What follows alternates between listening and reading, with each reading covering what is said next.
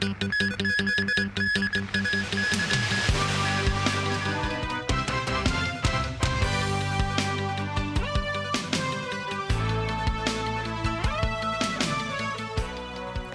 to TVB News. In a bid to combat fraud cases in the city, the Hong Kong Monetary Authority is set to roll out measures targeting suspicious accounts. Such measures include linking the Faster Payment System, or FPS, with the police's scam identifying search engine and will provide warnings for its users. The measure is set to be implemented in 2 months at the earliest. Timothy Lee reports. Currently, users of FPS who wish to make transactions must first provide their phone number, email, as well as the FPS identification number. The Hong Kong Monetary Authority, or HKMA, said that under the new measure, data between FPS and the police's scam-identifying search engine Scammeter will be compared. If certain phone numbers have been listed as high risk, notifications will be sent to residents warning them of the potential risk prior to making transactions. Authorities said more than 40 banks currently employing the use of FPS must participate in the scheme. On the face of it, it looks like legitimate. But then it would sometimes normally provide a link for you to press the link, and then it will lead you to a payment arrangements and transfer money out of your account to the fraudsters. If somebody asks you to push a link, be very careful. Even if that person holds out to be your friend, you better check twice before you actually do it. In the first 9 months of this year, the HKMA received reports of 954 bank-related fraud cases, which is double the figures compared to the whole of 2022.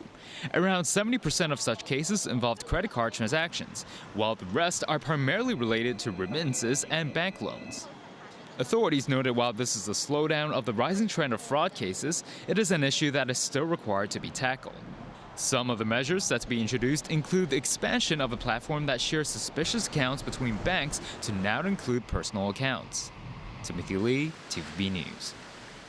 Police have so far arrested 28 suspects in relation to the cryptocurrency trading platform JPAC Scandal. Some JPAC victims spoke at a press conference today, saying they had only invested in the virtual assets because they believed in the internet celebrity suspects. Memo Sangai with more.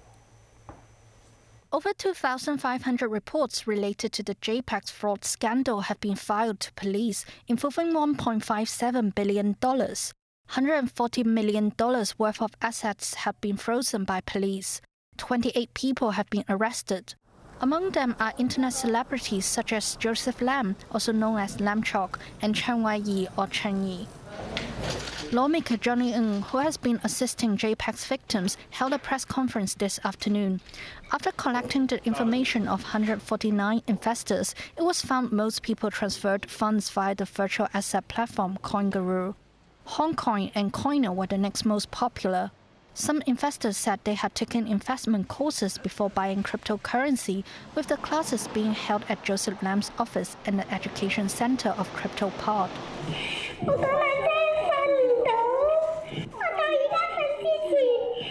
This victim said she was a fan of YouTuber Chen Yi. I had no faith in cryptocurrency and only bought JPC and JPP because of Chen Yi's videos, the investor said. I had complete faith in her. I did not have the courage to tell my family after the incident. I sat and cried in a park, the victim added. Lawmaker Johnny Ng says they are considering making a civil claim. The next step, I think I just mentioned about we seek the legal advice, how we can, beside the criminal cases, whether they can claim the money from different parties, including OTC or KOLs, by civil cases. I think they are considering how the cost or the whole package, how they can have the higher successful ways to win the cases. Meanwhile, the CEO of CryptoPod, Solomon Chan, also held a press conference in the afternoon. Chan was arrested as part of the investigation. He has pledged to help police find the mastermind behind JPACs. Memos 9, TVB News. The 17-year-old boy from Diocesan Boys School who went missing for a week is now in hospital under observation and remains in a stable condition. More details revealed by his mother too over what the boy went through in the forest. Jacqueline reports. A day after being rescued, 17-year-old Matthew Zheng remains at Pamela Yu Nethersall Eastern Hospital on Thursday. In a social media post, his mother wrote that Matthew is in good physical and mental condition, and the boy stayed alive in the forest with remarkable willpower and by drinking from a stream. He did not eat at all throughout the 7 days in the woods, the mother wrote. As to why Matthew was naked when he was found, his mother said her son was all soaked after Typhoon Koinu and a black rainstorm, and he thought he would fall ill if the wet clothes were not taken off. Her son also took cover in the bushes to shelter from the wind and rain. Today, Secretary for Education Christine Choi urges the community to give more space and time for Matthew and his family. The education chief added she could understand the emotions of a mother hoping for the safe return of her son. Similar reminders from the principal of Matthew's school, Diocesan Boys' School.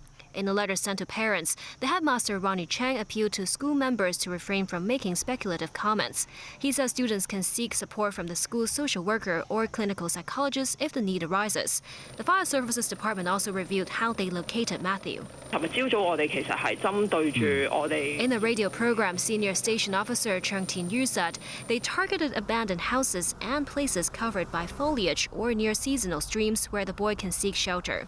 The Fire Services Department said Matthew's location was around 100 meters away from the main road. Mountaineering expert Conway Leung meanwhile said it's not right to remove one's clothes even when they are soaked and under such adverse weather conditions. He said the wet clothes could still provide some protection and slow the loss of heat from the body. Jackie Lin, TVB News. One of the key factors that enabled the Fire Services Department to find and rescue 17-year-old Matthew Zheng was the use of drones and artificial intelligence.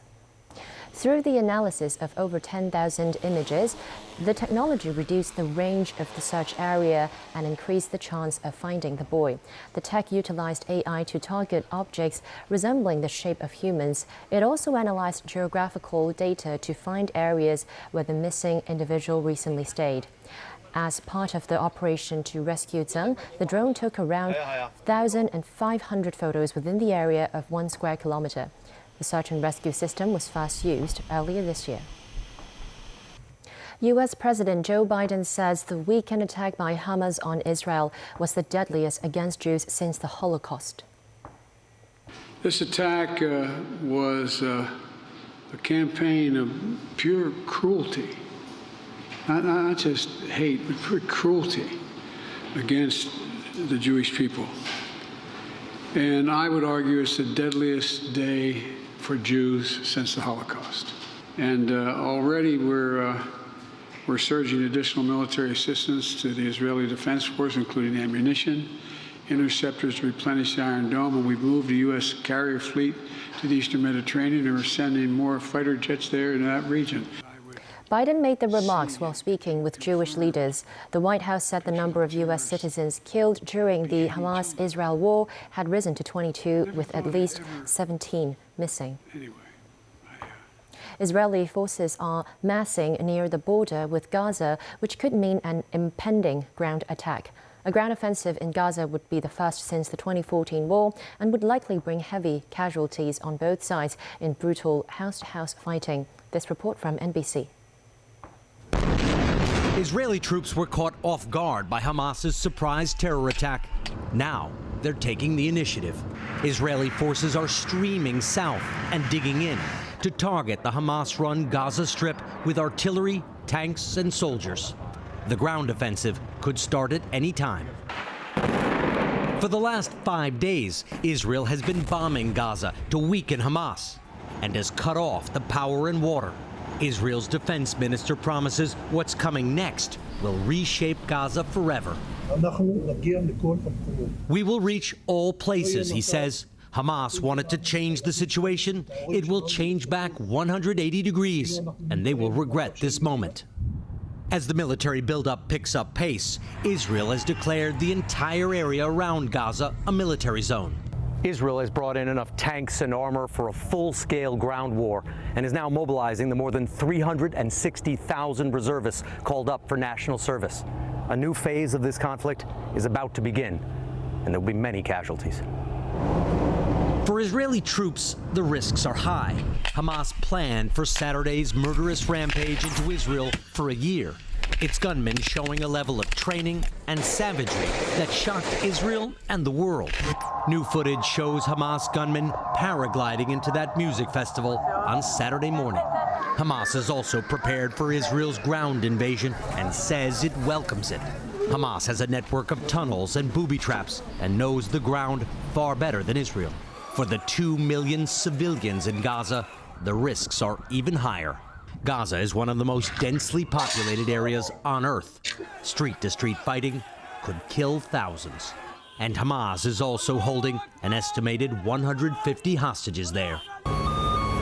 The United States is fully backing Israel and is already sending plane loads of weapons. The U.S. has also sent warships to the eastern Mediterranean as a warning to Hamas's allies, Hezbollah in Lebanon and Iran, to sit this one out. Made it clear to the Iranians, be careful. But will attacking Gaza destroy Hamas, as Israel hopes, or further radicalize the population, locked inside what many describe as the world's largest prison? Wherever Hamas is located, wherever their terror capabilities are located, that's where we are going to find them.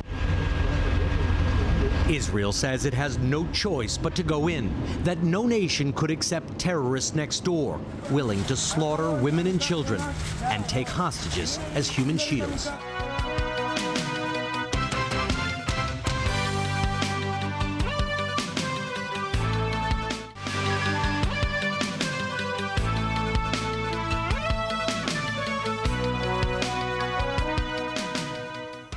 Welcome back to TVB News. For the first time, the Immigration Department busted a crime group which was found to have hired illegal workers to provide restaurants cleaning and dishwashing services. The syndicate's contracts amounted to $17 million.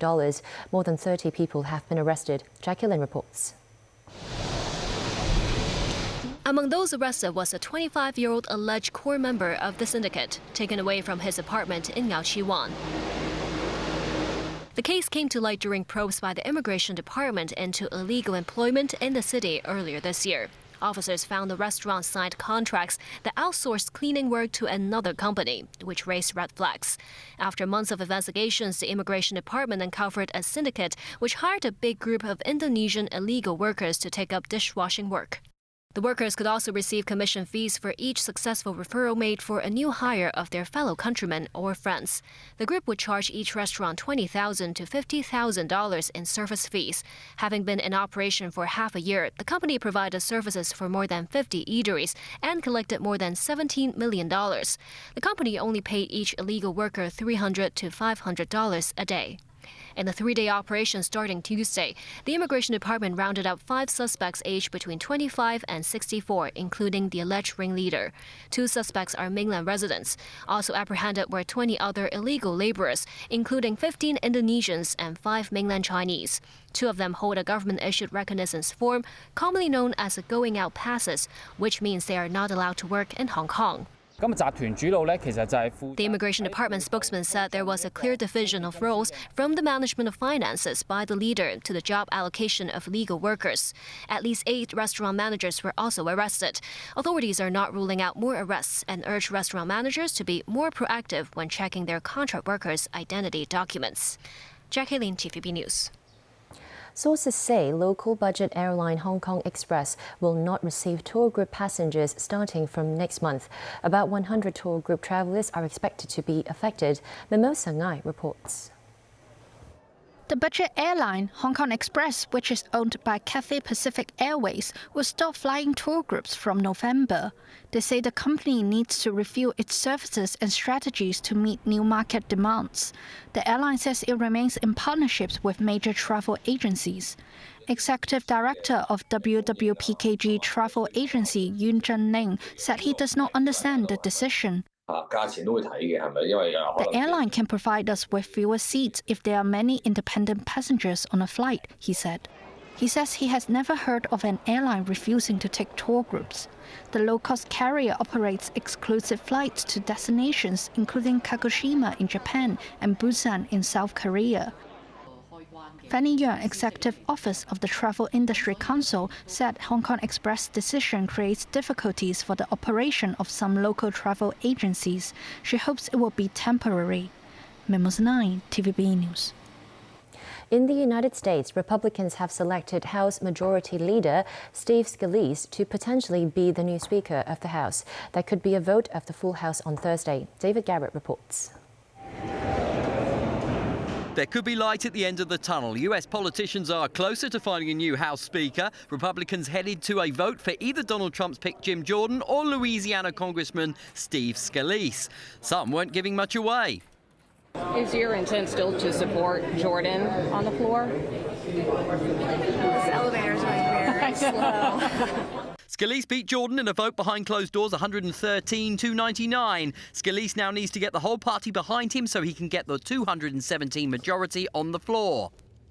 We have a lot of work to do, not just in the House for the people of this country, but we see how dangerous of a world it is and how things can change so quickly.